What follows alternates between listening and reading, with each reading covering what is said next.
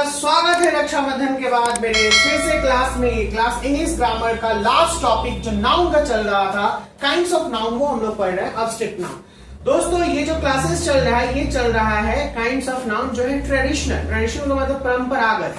परंपरागत का मतलब जो हम लोग बहुत पहले से पढ़ते चले आ रहे हैं, लेकिन इससे पहले मैंने आपको पढ़ाया मॉडर्न, क्योंकि आजकल जमाना हो गया है मॉडर्न का। मॉडर्न में किस तरीके से हमें क्या चीजों को देखना है, समझना है, ये सारी बातें कर दी।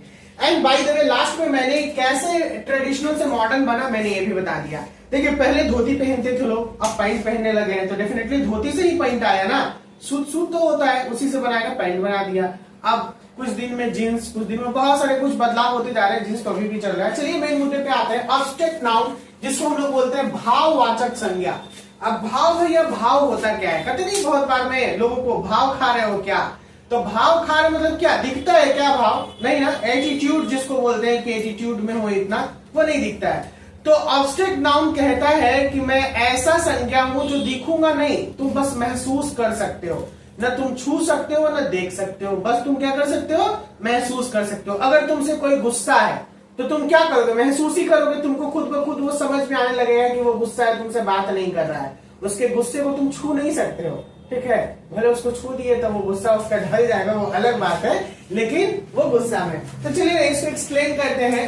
एन ऑब्जेक्ट नाउन, एक भाववाचक संज्ञा, is the name of something, यानी ये ऐसी चीजों के नाम को दर्शाता है जिसको हम लोग सीन नहीं कर सकते। कैन नॉट बी सीन और टच, यानी देख नहीं सकते और छू नहीं सकते। टच का मतलब होता है छूना और सीन का मतलब होता है देखना। But can be thought in our mind, लेकिन इसे हम अपने दिमाग में सोच सकते हैं कि ये है, ये गुस्सा है, ये हंस रहा है, ये खुश है। ये सारी चीजें हम लोग समझ सकते हैं और सोच सकते हैं। कोई दिक्कत क्या?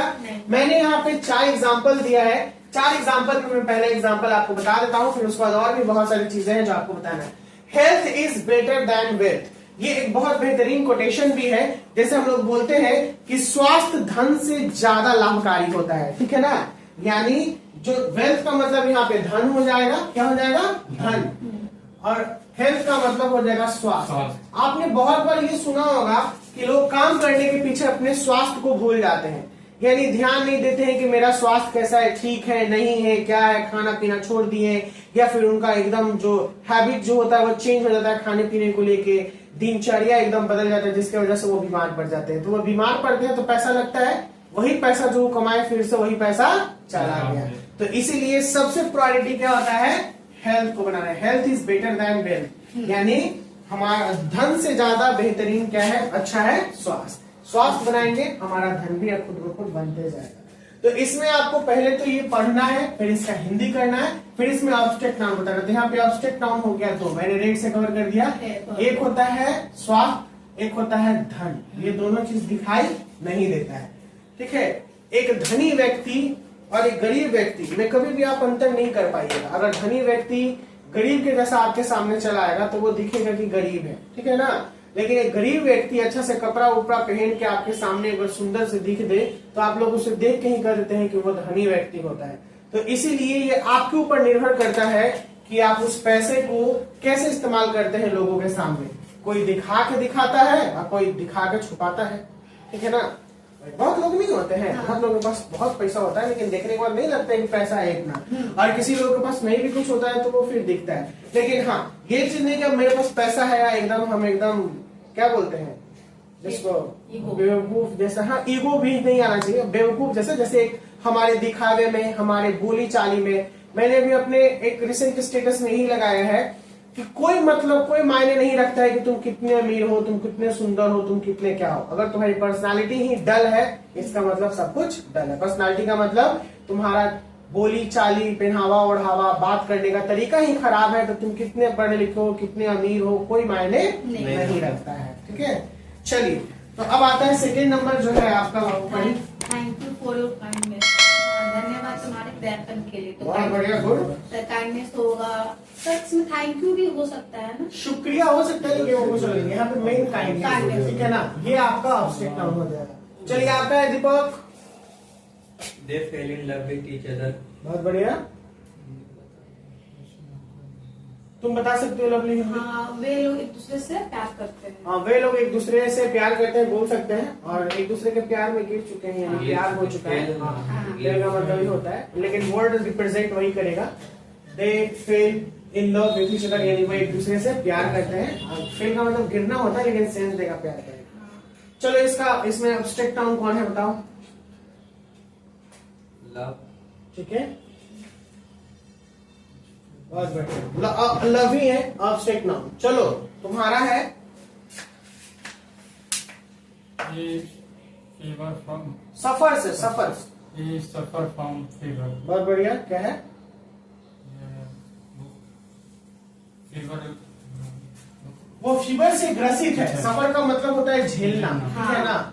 ऐसे तो ये झेलना होता है, लेकिन वो फीवर से जूझ रहा है। हाँ, पीड़ित भी बोल सकते हैं, यानी यहाँ पे सेंस देगा। अब इसमें कौन है abstract noun? Abstract noun, sir. जल्दी बोलो। Suffer. फीवर है, ठीक है ना? सफर यहाँ पर हो जाएगा भर, एब्स्ट्रैक्ट नाउन नहीं, झेलना है। जिस वर्ड के अंत में ना रहेगा उसे हम लोग बोलेंगे भर।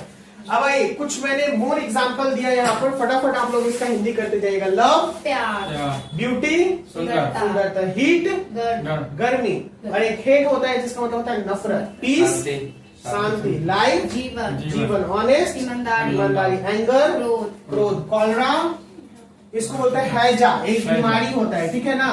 हैजा एक बीमारी होता है। ट्रुथ सच्चाई, सच्चाई, म्यूजिक गीत, गीत, स्लीप सोना, हंगर भूख, भूख, डेथ मरना, मरना या मृत्यु, बर्थ जन्म, जन्म, चाइल्डहुड बचपना, बचपन, हैप्पीनेस खुशी, खुशहाली, सैडनेस दुखियाली, दुखाली, वही हाँ, फियर डर, डर, ठीक है ना? डर डर। चलिए, तो ये था कुछ एब्स्ट्रैक्ट नाउन के एग्जांपल्स। अब मैंने यहाँ पे मेन बात की कि कैसे 5 में से 3 को निकाला है। मॉडर्न इंग्लिश ग्रामर में नाउन 3 टाइप के हैं, जो ट्रेडिशनल क्लासिफिकेशन ऑफ नाउन जो 5 काइंड से बनाया गया है, जो इस प्रकार है। यानी जो ट्रेडिशनल क्लासिफिकेशन ऑफ नाउन 5 थे, उससे डिराइव करके 3 निकाला गया, जिसे बोला गया मॉडर्न क्लासिफिकेशन ऑफ नाउन। इसमें प्रोपर को कंप्लीट प्रोपर छोड़ दिया गया, इसमें कोई छेड़खानी नहीं किया गया, क्योंकि प्रोपर किसी खास व्यक्ति वस्तु को बताता है, और तो प्रोपर है तो है, उसमें हम लोग गिन और ना गिन ये वाला बात हम लोग हटा देते हैं, ठीक है? अब आते हैं, क्योंकि कोई भी चीज, नदियां भी प्रॉपर होती है, आदमी भी प्रॉपर होता है, वस्तु भी प्रॉपर होता है। अगर किसी नाम को, पार्टिकुलर नाम को बोल दे तो कॉमन और कलेक्टिव से मिलकर काउंटेबल बनाए। कॉमन को बोलते हैं जातिवाचक और कलेक्टिव को बोलते हैं समूहवाचक। जातिवाचक में भी हम लोग गिन सकते हैं, जैसे लड़कों को गिना जाता है, कुत्तों को गिना जाता है। समूहवाचक में भी हम लोग गिन सकते हैं, भीड़ को भी गिना जाता है, ठीक है ना? आर्मी में सेना को भी गिना जाता है। तो जिसको गिना जा सकता है उसको बोल दिया गया काउंटेबल।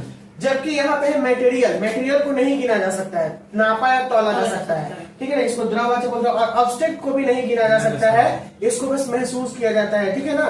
तो इन दोनों को जब गिना नहीं जाएगा, जैसे बोल दिया गया अनकाउंटेबल। कोई दिक्कत क्या?